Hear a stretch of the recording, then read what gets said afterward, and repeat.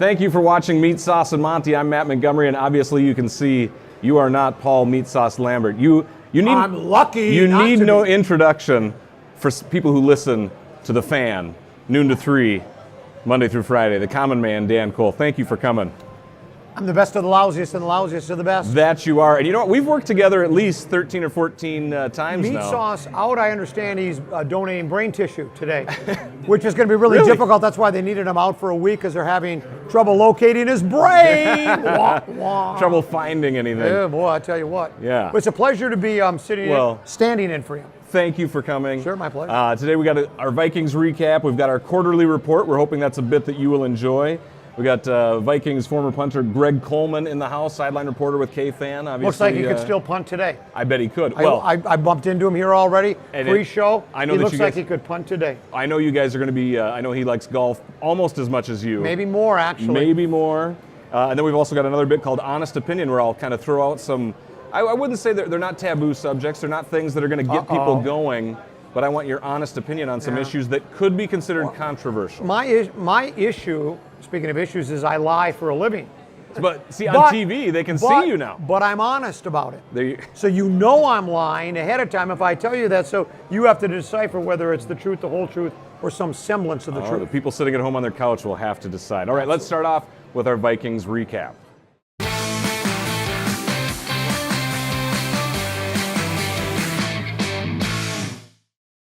Okay, so the Vikings, 2-1 so far in the season. Your Motor City Kitties, people who are unfamiliar with you on The Fan, are they your official team, or are they your adopted team other than the Vikings? Oh, no, they're my club. They're your number one. I was born in Detroit, the Motor City, right. So no, the roar has been restored. I say that every year, even when it hasn't been, to be honest. I don't think it's been restored. The Year of the Cat, that's another bit that always works for you. Well, it just sounds good. The Year of the Cat. Oh yeah, it's a song that people that listen to your show, they recognize that right away. Let's start off, Bradford, out. Third week that he is going to be on the sideline. Case Keenum, obviously last week, had a career day, 3 touchdowns, 369 yards. Is there going to be a quarterback controversy here, as in, if Keenum has another good performance, whether Bradford's healthy or not, is that going to be a question for Zim and his crew? I don't know how Zimmer will approach it. He has already said, at least prior to this game, when Bradford's ready, he will play. Now, if he doesn't play this week, I suppose there's still that possibility he fools us all here in an hour or so and he plays. I doubt it. But I mean, it never could know. happen. You're right. A game-time decision, all of a sudden he feels good.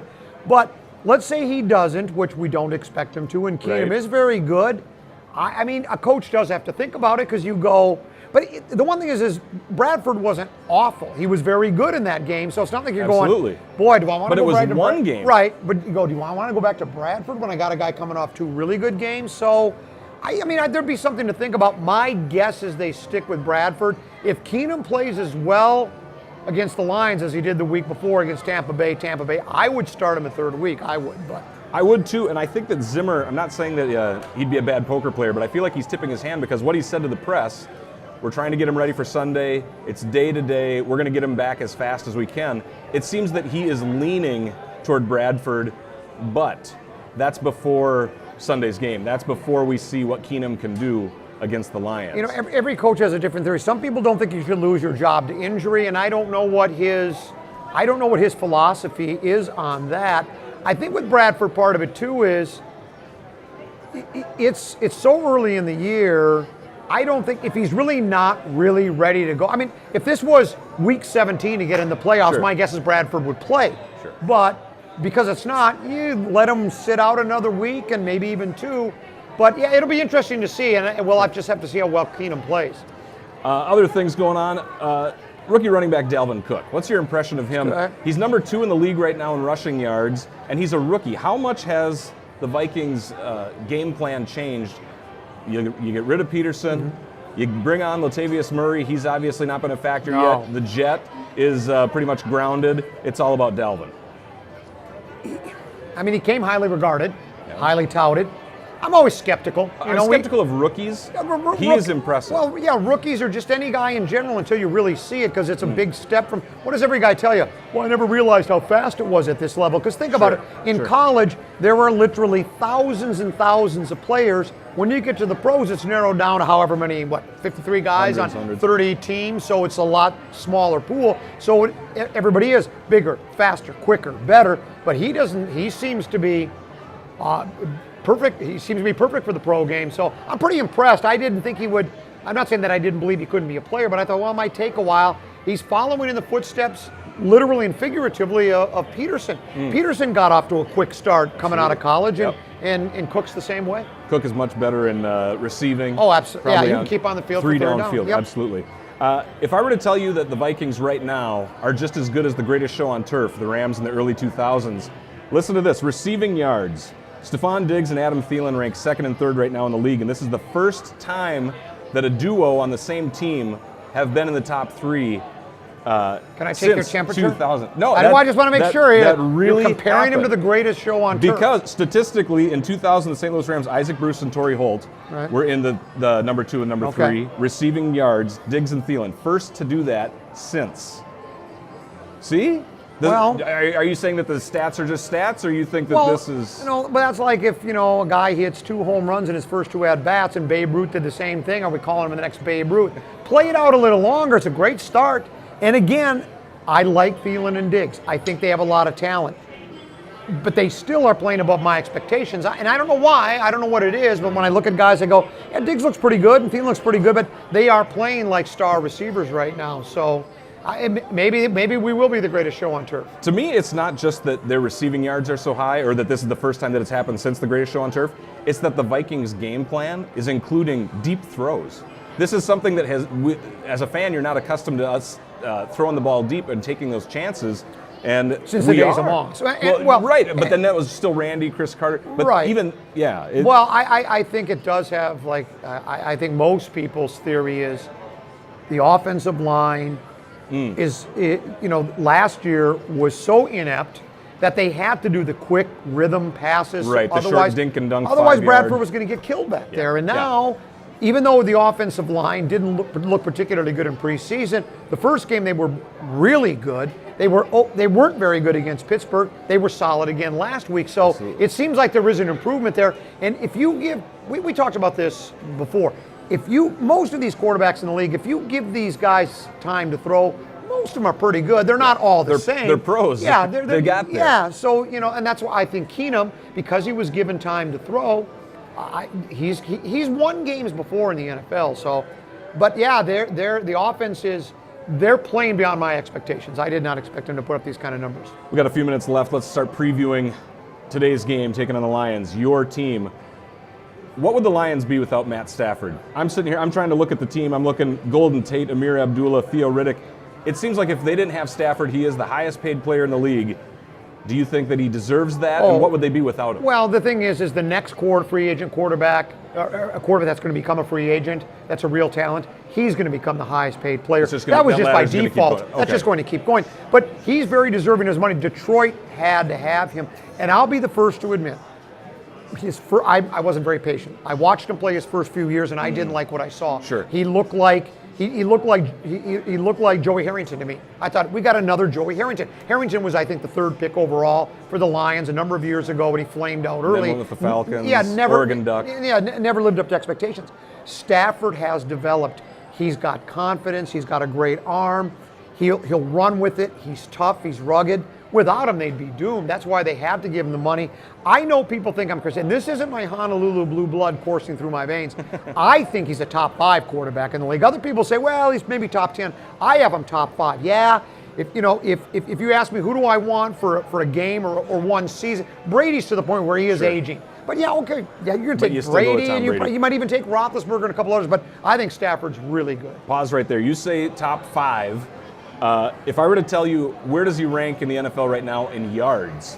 where would you think that Stafford is at? You mean this season? Right now, so far this season. I don't think he's very high because their defense has really set their defense has Correct. 6 turnovers and has created good field position for them. So I don't think he's up there in the numbers. That leadership stuff can be overrated sometimes, and sometimes I think it's cliched and I rolled my eyes. But I think that has a lot to do with why he's so good as well. 17th in the NFL right now in yards, but he's tied for second in touching. So and I think only 1 interception. Correct. So it was a pick 6. Controlling the ball, not making costly mistakes, having a good season so far. So the Lions are averaging 28.3 points per game. What do you think? Do you think that holds? And I'm not asking for your pick of who's going to win. Right. Do you think that they score that many points in the bank against the Vikings? Well, I think they will have to do something defensively because I think they've gotten a defensive score every game, or at least I know they've had 1 defensive score and they've had a punt return for a touchdown. So there's special teams and defense. I don't know if the Vikings defense is awfully good. And so for the Lions to be able to produce, those number of points, I think to get to that point total, they'll need help from the defense or a special team score. We're going to make our pick at the end of the show, so stick around for that. Now we've got a quick minute. We wanted to have a bit with you that we called like the quarterly report. So we look around the league and say, what's going on? So what has caught your eye so far? We're in week 4. We're at the quarter pole. Is there anything that really has grabbed your attention so far? Well, I think the idea that, and maybe this happens every year and I don't notice, but it's funny, you see everybody comes out with their power rankings. So you see them in week 1 and you go, well, that makes a lot of sense. Then you play Super a game. Bowl last year. Teams go up and down, and then, but not only that, but you see teams that look, Ravens were 2-0, and then they go and get, was it be 44-7 or something? Yeah. I mean, so you're seeing teams. Wasn't that Jacksonville? I think it was team Jacksonville. that you think so never wins. You're seeing teams get obliterated, and you see teams are on this roller coaster. So that, and the other thing is how running back. We know it's a passing league. I'm not so sure the multi-purpose running back like Cook might not come back into vogue. Who was the kid for Kansas City? Kareem Hunt. This kid, it's astonishing the kind of things these running backs do. So maybe, I'm not saying we're going to become a running league again. We're going to be, Horning and Taylor like the old Packers. But I think there's a chance that we could see more of the running game more integrated into everybody's game plan. At the quarter pole, we've got 2 unbeaten teams, and that would be Atlanta, which we can talk more about. Should have been Detroit. I know. That we'll talk more about that later. And then Kansas City, Kareem Hunt, Alex Smith, just like you said. Yeah, well, and see, here's another thing, and I'm going to blow my own horn because I don't want somebody else's lips on my horn anyways, but I've always liked Alex Smith. I thought he got a raw deal in San Francisco. I thought they should have kept him as too early. He's not fancy. He's not going to make you think about the big gunslingers, but he takes care of the ball. Who took his place when he left San Francisco? Well, it was Kaepernick took his place. And we'll talk more about him he's there. no longer in the league. We'll talk about him. But I like Smith, and I like Kansas City. It's a good club. All right. Now we are going to introduce former Minnesota Vikings punter. We're going to welcome Greg Coleman to the stage. Yes, sir. Greg Coleman. Mr. Coleman, welcome to the stage. Thank you. Thank you for joining us. So you were with the Vikes 78-87. When I do an interview with a player that played for Bud Grant, it is the number one question right out of the gate. I say, what was it like to play for such an iconic football Minnesota image? He just has he's legendary. It depended truly on the day because Bud would come up with something different every day. But I think one of his strong suits was his attention to detail.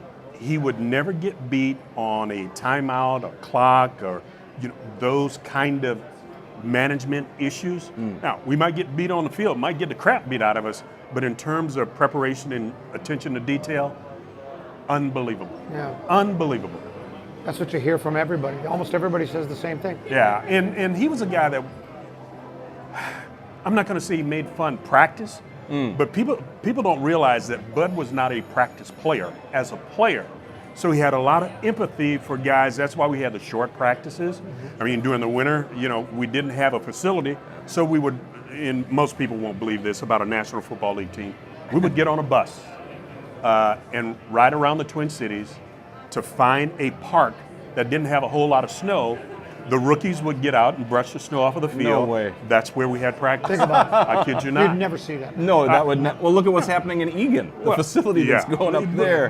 But you're talking 30, 40 years ago. You're talking a long time ago, but we did what we had to do with what we had. Would you say that was Bud stern, or was he fair, or was he just a little bit more stoic? I'm trying to think of the right word. It was all of the above. It depended on who the player was. Okay. He was stern with certain players. He knew how far to push certain players. Well, how did he treat you in special teams? He thought I was crazy, so he just left me the hell alone. I mean, you know, very few people know anything about punters and kickers. And I was a little bit different, probably more of an athlete than he had ever seen at that position. So during the course of practice, I would run routes. I was the. Were you emergency quarterback? I was the fourth team quarterback. There you go, fourth string. And I tell Did you ever want to get in the game? Were you just saying, boy, let me tell you, I'll share you this story. I think it was '84 when we were up in Chicago. Tommy Kramer era. Tommy Kramer went out. Wade Wilson went out. Archie Manning got hurt. Oh my so I go grab my helmet. You're thinking it's time. And I stand next to Bud. And it's during the timeout, and he looks at me, and he looks over at Chicago's bench. He looks at me again. He looks at the bench. He said, I think we're going to punt a hell of a lot more than you can throw a pass. Wade, you got to suit up again. And, you know, my heart was, thumping through my chest, but I didn't want to go out there, man. Chicago was kicking our behinds. Monsters of the Midway. Oh, man. Early mid-'80s? Absolutely. Yeah, I mean, they beat poor Archie so bad that his helmet was twisted this way. I would have taken off everything with the exception of my underwear, folded it up, left it on the field, and said, I'll see y'all back in Minnesota. Yeah. They were abusive to us. Well, now let me ask you this. Jump to modern day. First week of the season, Lions kicker botched snap or something.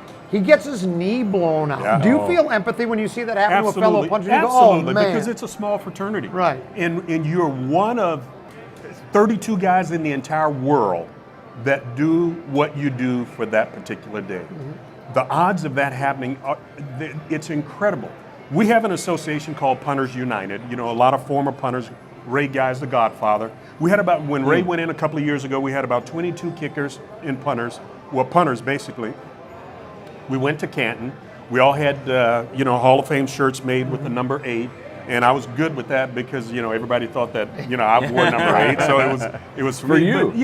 But giving honor where honor is due, and Ray being the first one of our brethren going in, it was just an unbelievable experience. But yes. Did you ever get hurt as a punter? Did you ever get hammered, or did you ever get injured? Well, let punting? me tell you something. One year, I think it was 1982. I got hit 13 times. I'm talking about during the games. 13 times during the game, but 11 out of those 13 times, we either scored a field goal or a touchdown. Oh. Thus, coming into Mike Ditka, Don Shula, and I forgot who else was on the competition committee. Now, some of those were invoked because the rule states you can't touch the punter. Was there any embellishing going on your part? I'm not going to say there was a lot of embellishing, but if a strong wind blew by and you blew by, I went with you. So that's when they came up with if the punter embellishes, that's basically the Greg Coleman rule. The Greg Coleman rule. After you. Now let me ask you this. A lot of times you'll see a punter, if there's a return, he kind of does this like he's trying. You strike me as a guy, you're going to try to take. You wanted to put a hit on. You're going to try to tackle. Absolutely. Yeah. I think some guys don't look like they really are. Not on my watch. I think there were only, I gave up two to Billy White Shoes Johnson, one to Keith Moody, one to a kid from Robbie Martin from Detroit, maybe 4 or 5 in my entire career. You remember all the touchdowns that you gave up? Absolutely. The guys that you couldn't catch. But now, absolutely. But of those, how many of them is on the punter and how many is on coverage? Is it ever on the punter? It's never on the punter. Never? Because there are 10 guys that they pay to go down to make the tackle. They pay the punter to punt. All right. Okay, and there's no such Last thing. resort. Yeah. There's But I mean, no you ever- such thing as out kicking your coverage. That's the biggest bunch of bull I've ever heard in my life. But do you ever hit a punt that was too much of a line drive and gave Never a guy hit a line chance? drive punt. They pay 10 guys to run down the field to make the tackle. I like it. Okay? All right. We're getting fired up. I like this. Let's go back. You were talking about the Hall of Fame, another honor, Ring of Honor. Yes. And this week, Ahmad Rashad, 4-time Pro Bowler. He was with the team, same time you were with the team. Do you have any stories that are TV clean about you and Ahmad or anything in general? Believe it or not, Ahmad and I developed a great relationship because he respected my abilities and talents. He actually gave me my nickname because I had the uncanny ability to punt the ball to the corners. And trying out here with Minnesota, 2 days of punting, nobody said anything. So the third day, I put a garbage can on the goal line, one on the 5 and one on the 10.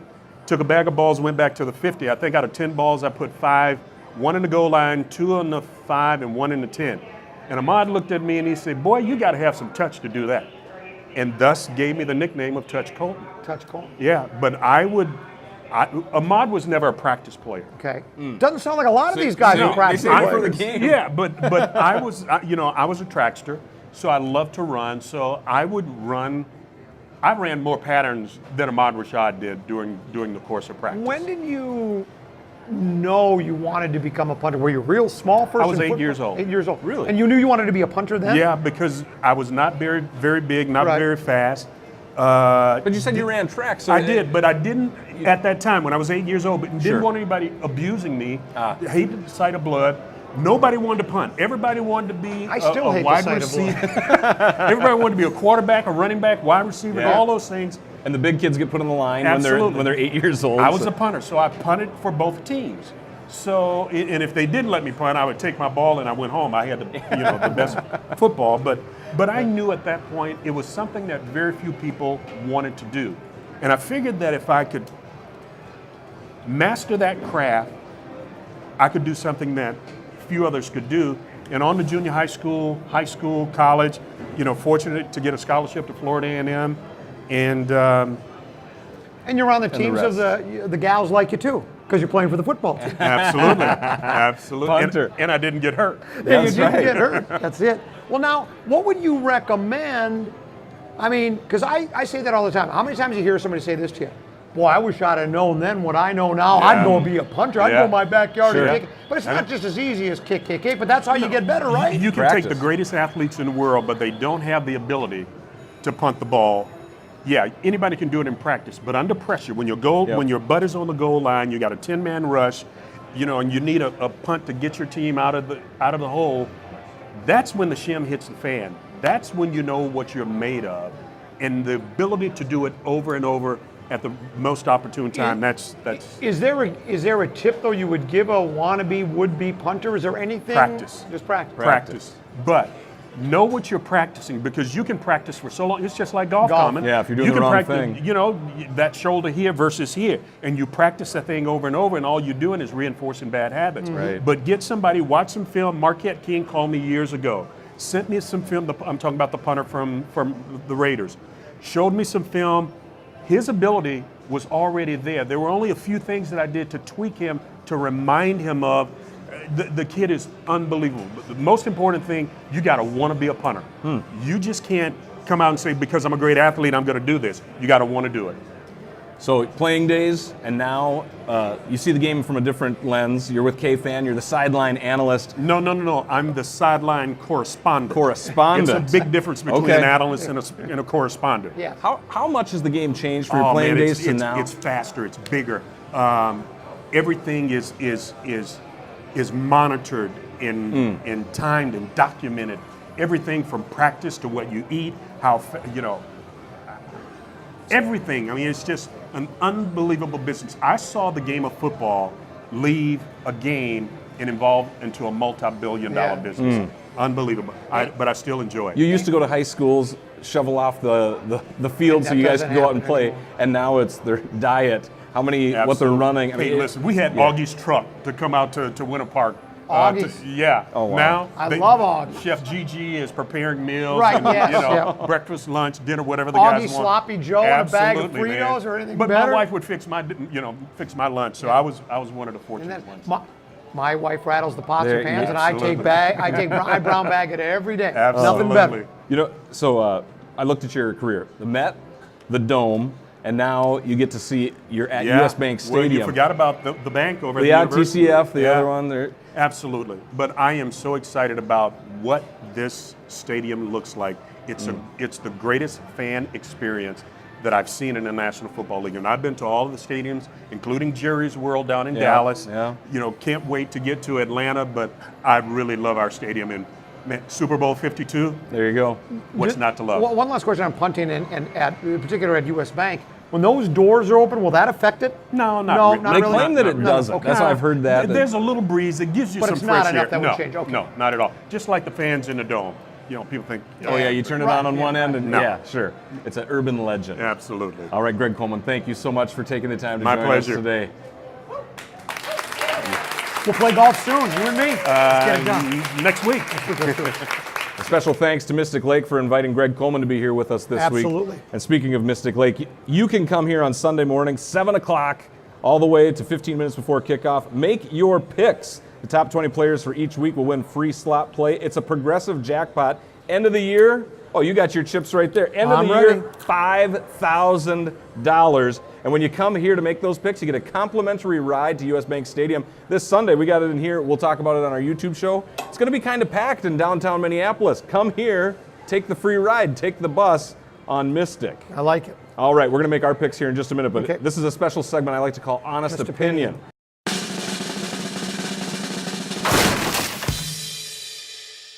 Detroit Lions, your team, 3-0. They should be. Yeah. Bad call. I've seen that thing online. I was not watching the game live, but I've seen it.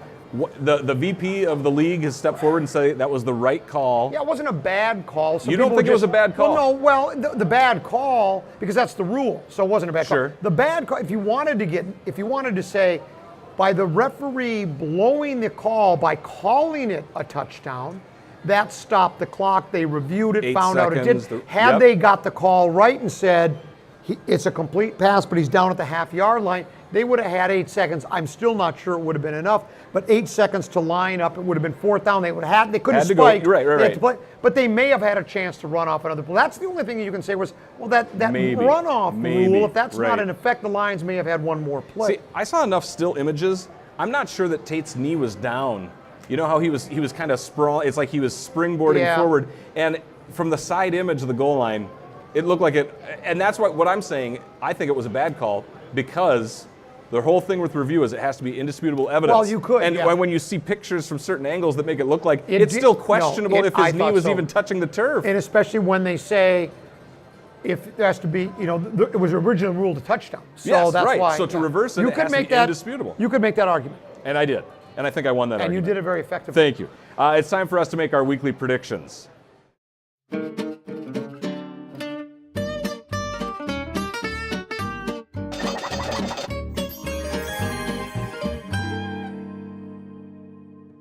Not to toot my own horn to steal that line from you. I'm 2-1. Paul, you're in his place tonight, in his stead. He's 0-3. He's having a terrible season so far. Ouch, Yeah. that's ugly. So, we only picked the Vikings game. Real quick, I'll let you go first. Lions, Vikings. This is for Paul. I'll pick the Vikings, and I have to stay. I'm not trying to hedge my bet, but I will tell you this. The one caveat is, if it's a one-score game and Detroit gets last possession, They win. Stafford will win him the game, but I don't think it's going to come to that. I think the Vikings are going to find a way to win because I think Detroit's pretty beat up both offensively and defensively. I'll take the Vikings in a squeaker. I'm going Vikings too. I won't say squeaker. I'm going to say dominant. Defense is going to handle this. They're going to handle Stafford very easily. I think it's a 14-point game. That's right. going to do it for our show. Thank the Common Man. Thank you for coming. We'll My see pleasure. you here next Thank you. week.